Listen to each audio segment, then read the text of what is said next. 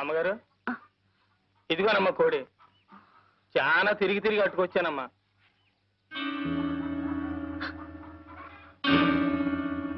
కోటయ్య, ఏంటమ్మా? ఈ కోడిని కొంచెం కోసి చెల్లు. పరగడుపుతో ఎండను పడి తిరిగి వచ్చాను కదమ్మా, తల తిరుగుతోంది. గుక్కిడి గంజి తాగిన తర్వాత కోస్తానమ్మా. కోటయ్య, ఏంటమ్మగారు? గంజి ఎందుకురా, వేడివేడిగా అన్నం ఉంది పెడతాను. ఈ కోడిని కొంచెం కోసి చెల్లు. అయ్యయ్యో, పరగడుపుతో ఏడన్నం తింటే కడుపులో తెములుద్దమ్మా. సద్దన్నం అయితేనే చల్లగా ఉంటది. ఇప్పుడే వచ్చేస్తానమ్మా. కోటయ్య, ఏంటమ్మగారు? లోపల పులుసు మరుగుతోందిరా.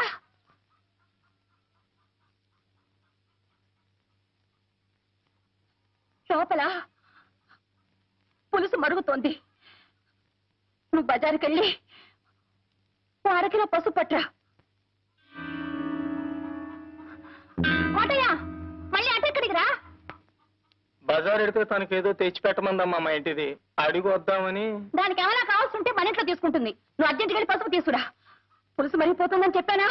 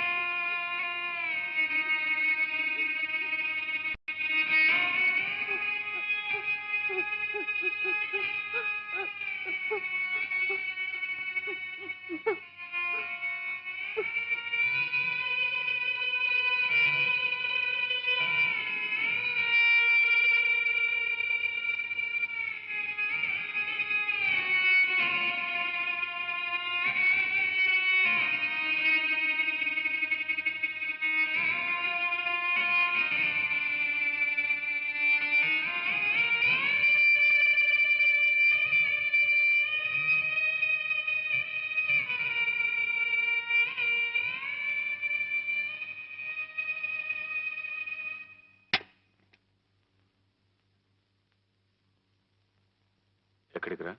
మడుసులుండే చోటకి. ఎక్కడికైనా పో, నీకు దానికి కూలి. ఎన్నాళ్ళు నమ్మకంగా పనిచేసినందుకు మంచి కూలే కెట్టింది బాబు. ఈ కూలి దక్కాల్సింది నాకు కాదు బాబు, ఆ అమ్మకి. ఎందుకంటే కాళ్ళు నొప్పులు పుట్టేలా కాపలా కాసింది కదూ, అందుకు.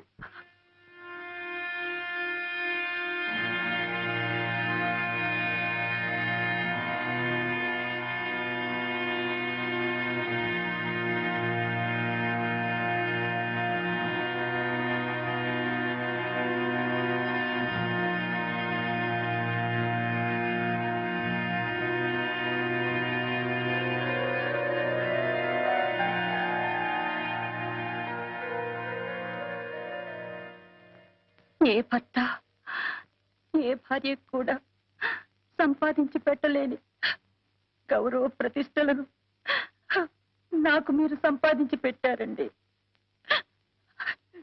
జన్మ జన్మలకు నేను మీ భార్యగా పుట్టాలని కోరుకుంటున్నానండి. ఎందుకు అలా చూస్తున్నారు? మీ రంకుకి నా బొంకుకి ఒక వెల కట్టి కూలిచ్చాడా కోటిగాడు? మీరెంత కూలిస్తారు నాకు?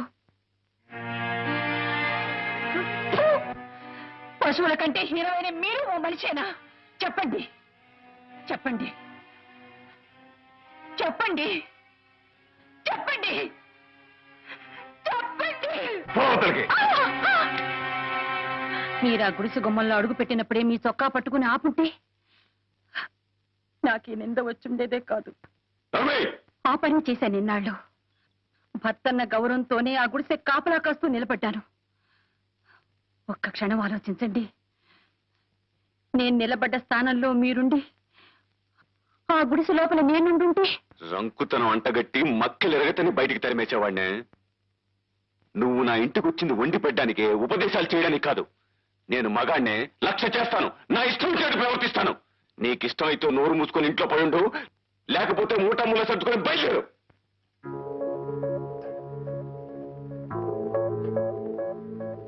మీరు ఆస్తిపాస్తులు చూసుకుని పెళ్లి చేసుకున్నారు. మేము మనసులు తెలుసుకుని ప్రేమించుకున్నాం.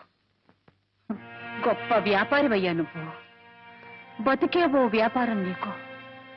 మన పెళ్లి అనే వ్యాపారంలో నువ్వు లాభం సంపాదించావు, నేను నష్టపోయాను, కష్టాల పాలయ్యాను.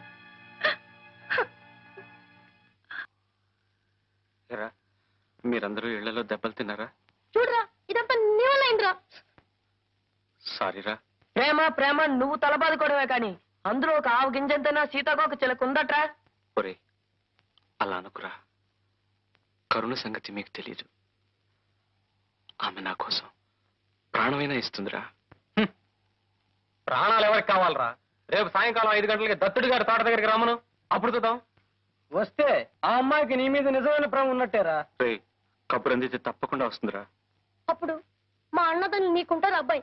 అవునరా, కోతికొమ్మ చాట్లలోనూ కొబ్బరికాయ పంచుకోవడంలో కాదురా, కష్ట సుఖాల్లో కూడా అందరం కలిసికట్టుగానే ఉండాలి. కబురందే ఉపాయం ఏమిటో పాలు పోవడం లేదురా.